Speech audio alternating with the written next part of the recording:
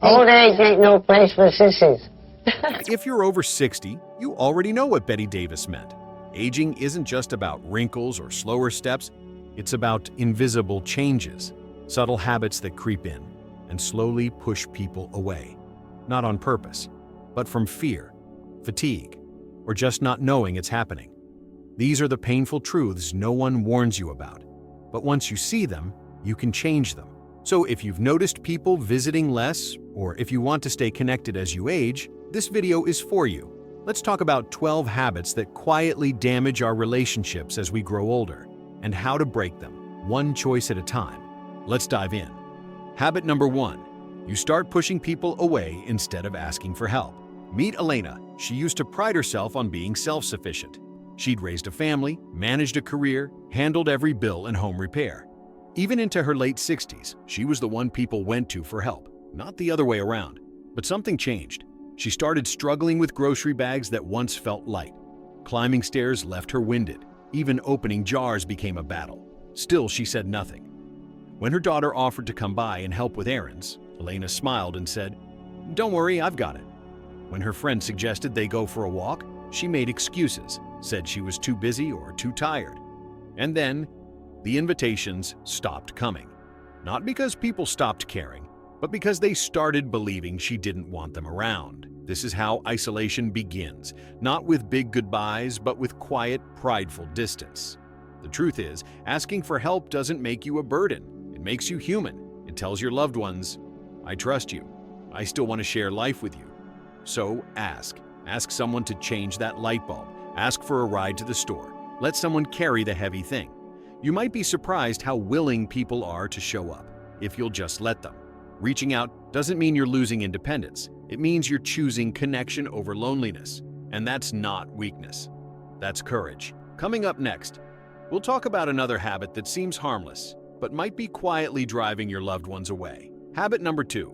You stop enjoying your life because you're too frugal or afraid to spend. Elena spent her entire adult life budgeting carefully. She skipped takeout, reused wrapping paper, clipped coupons, and always said no to the extras. All with one goal: save enough for retirement. Now she's 70, and her savings account is healthy. But her days? They're eerily quiet.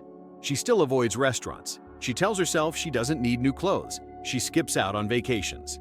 Too much hassle, she says. But the truth is, she's scared.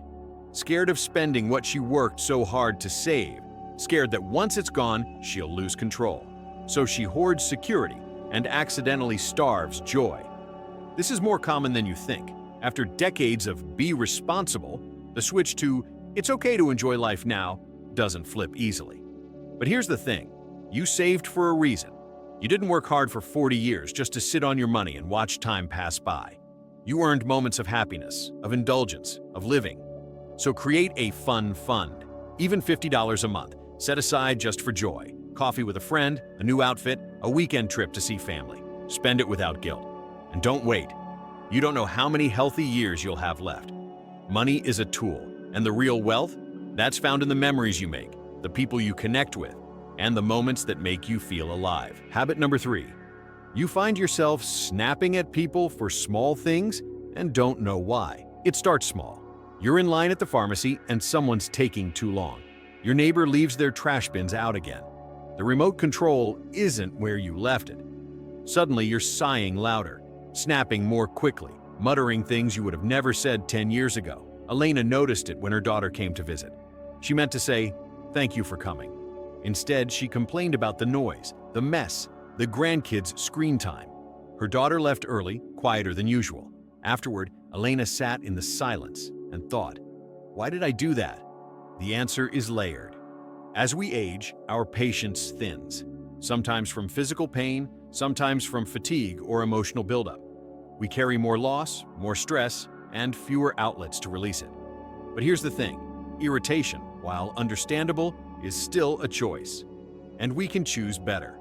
Start by noticing your triggers. When your mood shifts, pause. Take a deep breath. Count to 4 as you inhale. Hold for 4. Exhale for 6. This calms the nervous system and gives your brain a chance to catch up to your emotions. Next, shift your focus. Ask, what am I really upset about? Is it loneliness, exhaustion, fear of change. Finally, practice gratitude daily. Before bed, write down 3 small things that went right. Not big wins, just something kind, simple, or good. This trains your mind to see the light even when life feels heavy. Because at the end of the day, no one wants to feel like walking on eggshells around someone they love. You can be calm again, and your relationships will thank you for it. As we move into number 4, if this is hitting home so far, please hit the like button. It really helps us keep creating content that speaks to what you're going through. Habit number 4, you rehearse how to get up before you even try to stand. It used to be automatic. Stand up, walk across the room, bend down, get back up. But now, you pause first. You look for something to grab onto. You mentally walk through the motion because your body doesn't trust you like it used to. Elena noticed it the first time she sat down on the floor to play with her grandson. Getting down wasn't so bad. Getting up? That was a different story. She looked around embarrassed, hoping no one saw her struggling. This is one of the most subtle but life-altering signs of aging, when movement becomes a calculation. And when it does, many people start avoiding it. No more floor time with grandkids, no more garden work. Even simple things like picking something up become moments of hesitation. But avoiding movement only makes it worse. The key is to build trust in your body again, safely, slowly, and consistently. Start with mobility exercises, gentle stretches that improve flexibility in your hips, knees, and back. Then add strength training, especially for your legs and core. Even seated leg lifts or standing behind a chair can help rebuild muscle. Use support gear if you need to.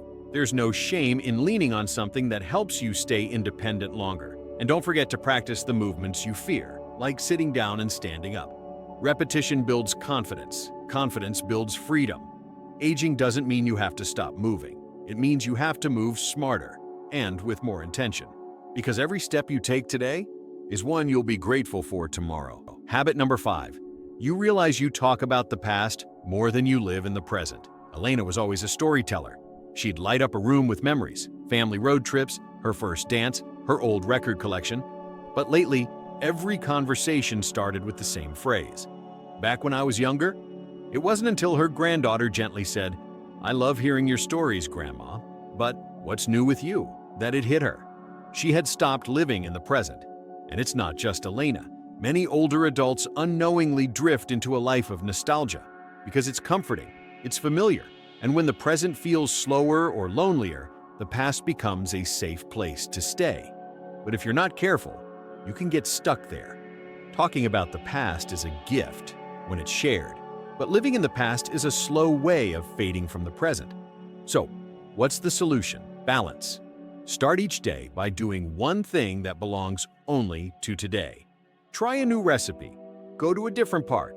Learn something small, like a new feature on your phone or how to play a new song. Ask yourself, what would make today feel like a day worth remembering later? You don't have to stop cherishing the past, but you do need to make room for new memories, because the people in your life, they want to hear your old stories. Yes, but they also want to be part of the ones you're still writing. Next, we're going to explore something even more personal. Habit number 6. You've stopped recognizing yourself in the mirror. It starts with small things. You catch your reflection walking past a store window, and for a moment, you don't recognize who's staring back. Your face looks tired. Your posture seems hunched. Your expression feels more distant than you remember. Elena used to dress up, even for small things like grocery shopping or a lunch with a friend. But lately, she'd thrown on the same sweatshirt, pulled her hair back, and avoided the mirror. She said it was comfort, but deep down, it was something else. When we stop seeing ourselves, we start losing parts of ourselves without meaning to. It's not about vanity, it's about identity. As we age, we go through so many changes, some beautiful, some hard. But one of the hardest? Feeling like a stranger to yourself. The solution isn't to chase youth. It's to reconnect with your version of beauty today. Start small. Wear a color that makes you feel confident. Put on earrings, shave, moisturize your skin. Whatever ritual reminds you you're still worth showing up for. Look at old photos, not with sadness, but with pride. That person still lives in you. They've just evolved. Also, change what you feed your mind. Surround yourself with voices, books, videos, people that uplift you, that remind you your value hasn't diminished. It's deepened. You deserve to feel seen, and that starts with how you see yourself. Because no matter your age, when you walk into a room, you should recognize the person walking in and feel proud of who you've become. Habit number 7. You quietly prepare for death, but don't tell anyone. Elena had a drawer labeled "just in case." Inside were bank statements, passwords, her will, and handwritten letters to her children. No one knew about it. She hadn't told her family. She didn't want to make anyone uncomfortable. But in doing so, she turned one of life's most universal realities into a silent secret. This habit is far more common than people admit. As we age, death becomes less abstract. We start preparing for it, mentally, emotionally, even logistically. And that's not wrong. In fact, it's wise. But when you do it in silence, it can create distance between you and the people who love you most. You may think you're protecting them, but you're also robbing them of the chance to understand you, really understand what you're feeling, and how to honor your wishes when the time comes. So what can you do? Start the conversation, not all at once, not in dramatic fashion, but gently and with clarity. Say something like, "There are a few things I want to organize, just in case. Not because I expect anything to happen soon, but because it brings me peace of mind." Involve your family. Ask them to help with paperwork. Let them know where things are kept. Most importantly, share your thoughts, not just your documents. Legacy isn't about what you leave behind. It's about the love, clarity, and closure you offer while you're still here. Preparing for the end doesn't mean you've given up on living. It means you're living with intention and giving your loved ones a gift that goes beyond anything material. Now, here are some things most people don't even think of, and those that do don't think they can do anything about it. Starting with habit number 8, you feel invisible in public, even when you're dressed up. Elena got dressed up for a community luncheon. She wore her favorite earrings, styled her hair, and even put on the good perfume. But when she arrived, no one seemed to notice. People reached around her to grab drinks. They looked past her in conversations, and when she spoke, it felt like no one really listened. That night, she looked in the mirror and whispered something she hadn't said out loud. "I don't think people see me anymore." This feeling of becoming invisible is one of the most painful parts of growing older, and it doesn't come from vanity. It comes from watching the world move around you without acknowledging that you're still part of it. But here's the thing, visibility starts with self-acknowledgement. When you start showing up differently, the world often follows. That doesn't mean shouting or demanding attention. It means stepping into spaces with presence, not apology. So how do you do that? Start by being more active in the spaces you care about. Speak up at meetings, ask questions, join discussions. Your voice has value, not just wisdom, but perspective that younger generations can't fake. Second, be intentional with your appearance, not for others, but for yourself. Dress in a way that reminds you, I still matter, I'm still here. Finally, find communities that make you feel seen. Sometimes that means leaving behind groups that don't, and that's okay. Because being invisible isn't about age, it's about energy. And when you reclaim yours, people will feel it, even before they see it. Habit number 9. You go days without a real conversation, but tell yourself it's fine. There's a difference between being alone and being lonely. And then there's a third thing, being silently disconnected and pretending it doesn't matter. Elena had days where she'd go without speaking to anyone. She'd scroll her phone, watch TV, make coffee, maybe nod at a neighbor. But no one asked her how she was doing. No one sat across from her and really listened. At first, she told herself it was peaceful. Then, she realized it had been 4 days since she'd laughed, or shared a story, or heard her own voice in real conversation. This kind of social starvation is more dangerous than people realize. Studies have shown that isolation can be as damaging to your health as smoking, and yet, it sneaks up on you. So, what can you do? Be intentional. Schedule human interaction the same way you'd schedule a doctor's appointment, a phone call, a coffee date, a community class. Even if it feels awkward at first, do it anyway. Connection is a muscle. You have to keep using it. And don't wait for others to reach out. Be the one who sends the message, who makes the plan, who opens the door. You don't need dozens of people. Even 1 or 2 consistent connections can completely change how you feel about your week and about yourself. Because real conversations aren't just about talking. They're about being reminded that you matter, and that your life is still very much worth sharing. Habit number 10. You forget small things and begin to question your mind. It always starts small. You walk into a room and forget why. You mix up the days of the week. You can't recall the name of someone you've known for years. Elena used to laugh it off. Senior moment, she'd say with a smile. But lately, she stopped smiling about it. Now she worries. What if it's the start of something worse? That quiet fear that your mind is slipping away is one of the most haunting parts of getting older. Because our memories aren't just facts. They're proof that we were there, that we mattered. But here's what's important to know. Not all forgetfulness is a warning sign. Many memory lapses are normal. Stress, fatigue, dehydration, or even certain medications can affect recall. Still, if you're concerned, don't suffer in silence. Talk to your doctor. Get a cognitive screening. Early intervention makes a huge difference, and there's a lot you can do to stay mentally sharp. Use memory aids like notes, lists, or reminder apps. Play word games or puzzles to stimulate your brain. Learn something new. Even a small skill or hobby activates fresh neural connections. Stay socially engaged because conversation exercises your brain more than you realize. The most powerful step? Don't let fear isolate you. You're not alone. You're not broken. And with the right tools, your mind can stay strong and focused for years to come. Habit number 11. You reject new ways of connecting, like texting or FaceTime. Elena's son lives 2 states away. Her grandkids are growing fast, always busy, always online. They send texts, short videos, the occasional FaceTime call. But Elena? She avoids it. She says technology is too confusing, that it's not real connection. So she waits. Waits for the phone to ring, waits for the mail, and waits for the loneliness to pass. Here's the hard truth. If you don't learn to connect in their world, you'll slowly disappear from it. It's not that younger generations don't care. They just communicate differently. Faster, shorter, more digital. And while it might not feel natural to you, it doesn't mean it's not meaningful. Learning to send a text, answer a video call, or share a photo might feel silly at first, but it's a bridge. And if you want to stay close to the people you love, it's a bridge worth crossing. So start simple.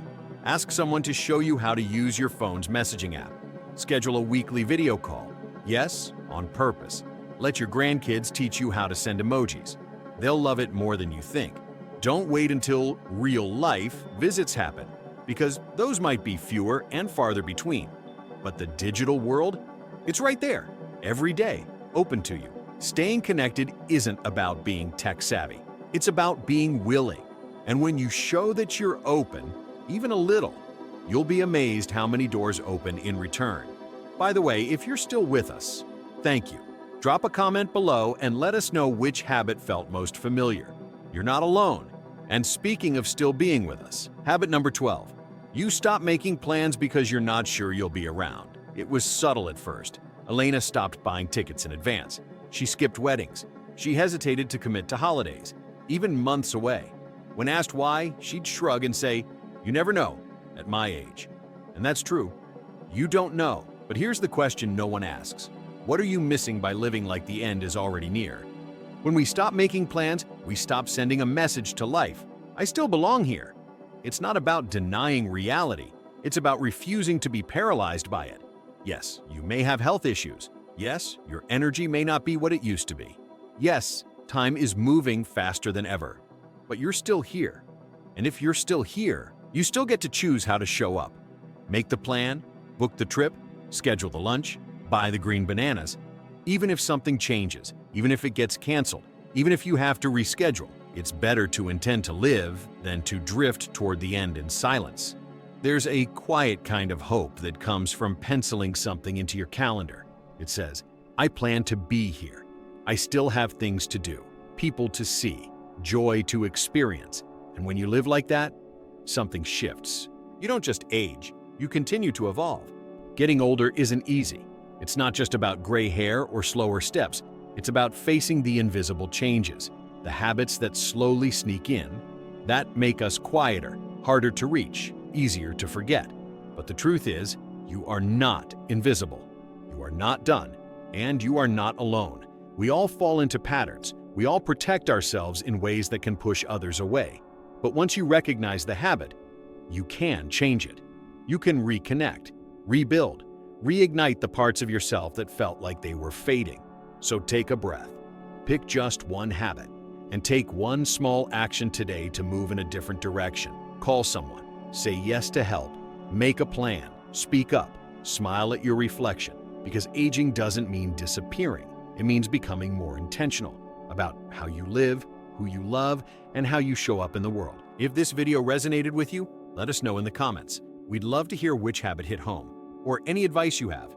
For more honest conversations about aging, connection, and living with purpose, make sure to subscribe so you don't miss what's next. And as always, stay strong.